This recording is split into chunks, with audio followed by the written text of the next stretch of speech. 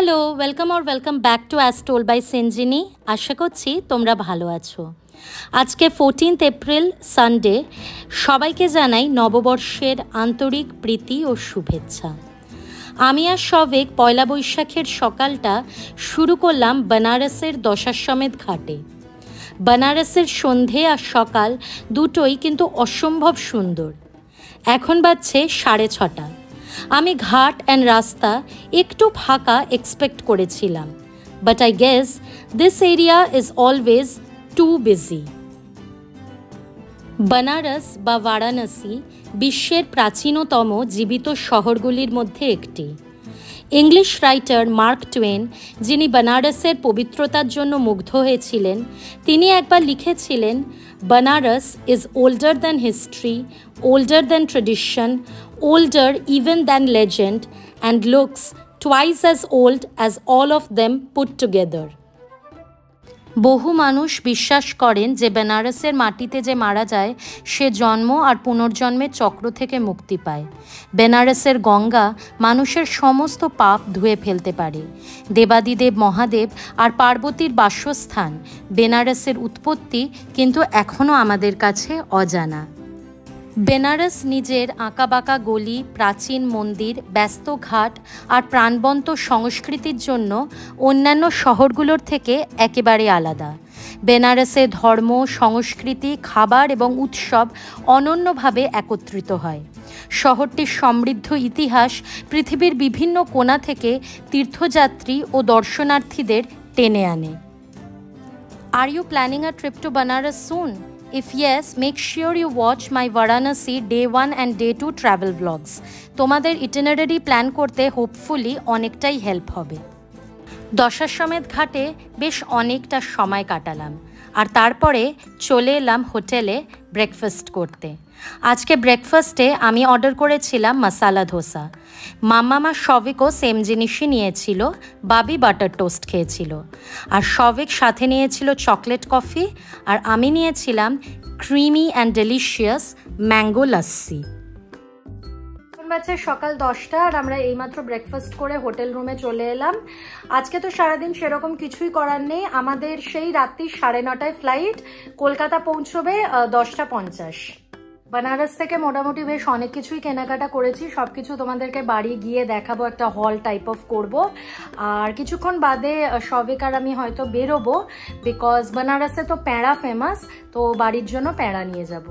যদিও বা প্রচণ্ড গরম আর সেরকম কোনো প্ল্যানও ছিল না, বাট আমি আর শবিক দশাশ্বমেধ ঘাটে চলে এসেছি। আজকে তো বেনারসে আমাদের লাস্ট দিন, তো ঘাটে কয়েকটা ফটো তুলবো আর রিলস বানাবো বলে।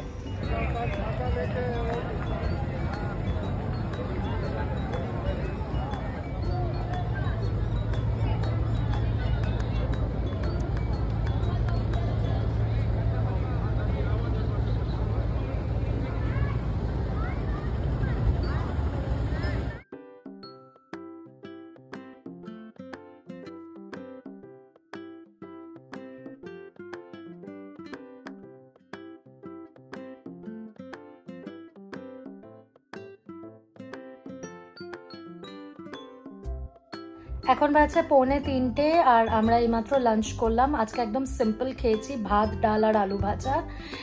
ফ্রেশ লাইম সোডাও ছিল, বিকজ ট্রাভেল করার দিন তো বেশি রিচ খাওয়া উচিত হবে না। এখন তো রেস্ট নেব, আজকে সারাদিনটা রেস্ট নিয়েই চলছে। বাট আমি আর শবিক বেরোবো ওই 4-4:30 নাগাদ। বেরিয়ে প্যাঁড়াটা কিনে নেব। সকালবেলা প্যাঁড়া কিনিনি, বিকজ এতক্ষণ গরমে থাকলে খারাপ হয়ে যেতে পারে। সো কিনে তারপরে তো আমরা এয়ারপোর্টের জন্য রওনা হয়ে যাব। তো 4:30-তে আমরা যাব প্যাঁড়া কিনতে, তারপর বাড়িতে আসবো। লাস্ট টুকটাক প্যাকিং আছে সেগুলো কমপ্লিট করব, অ্যান্ড দেন আমরা চেষ্টা করব 5:30 to 5:45 মধ্যে এয়ারপোর্টের জন্য রওনা হয়ে যাওয়ার। কারণ কি, আমরা যে হোটেলটাতে আছি সেখান থেকে এয়ারপোর্ট কিন্তু বেশ অনেকটা দূর। শ্রী ভোলে ভান্ডার শপ থেকে আমাদের প্যাঁড়া নেওয়া হয়ে গেছে। 500 গ্রামসের আমরা 4টে বক্স নিয়েছি। बनारसे যেদিন পৌঁছেছিলাম সেদিনই তোমাদেরকে ইনফর্ম করেছিলাম যে আমাদের হোটেল অবধি কোনো রকম কোনো প্রাইভেট কার, ওলা বা উবের যায় না। আজকেও আমরা যে জায়গাটা থেকে গাড়ি বোর্ড করি সেই জায়গা অবধি আমাদেরকে হেঁটে যেতে হয়েছিল, 10 মিনিট মতো সময় লেগেছিল। আমাদের হোটেলের স্টাফরা আমাদের লাগেজটা ওই জায়গাতে পৌঁছে দিয়েছিল। আমরা তো ভেবেছিলাম এয়ারপোর্ট পৌঁছতে বেশ অনেকটাই সময় লেগে যাবে, বাট আমরা 6:45-র মধ্যে লাল বাহাদুর শাস্ত্রী ইন্টারন্যাশনাল এয়ারপোর্টে পৌঁছে যাই। আর আমাদের প্লেন ছিল 9:30টায়, বোর্ডিং স্টার্ট হতো 9:05-এ। এয়ারপোর্টে ঘোরাঘুরি করে আর টুকটাক খাওয়া দাওয়া করেই সময় কাটছিল, বাট তারপরে ফ্লাইট গেল ডিলে হয়ে। 9টার জায়গায় বোর্ডিং স্টার্ট হলো সেই 9:15, 9:20 নাগাদ। And at that moment really feel হচ্ছিল যে কখন বাড়ি পৌঁছাবো। Bidding farewell to Banaras, one of the holiest places in India. আবার যদি কোনো দিন সুযোগ হয় অবশ্যই আসবো, বাট শীতকালে। And there's Kolkata, city of joy, home sweet home. আমরা ল্যান্ড করি 11:15 নাগাদ, আর বাড়ি পৌঁছতে পৌঁছতে আমাদের 11:30 বেজে গেছিলো। তো চলো আজকের ভিডিওটা এই অবধিই রাখছি।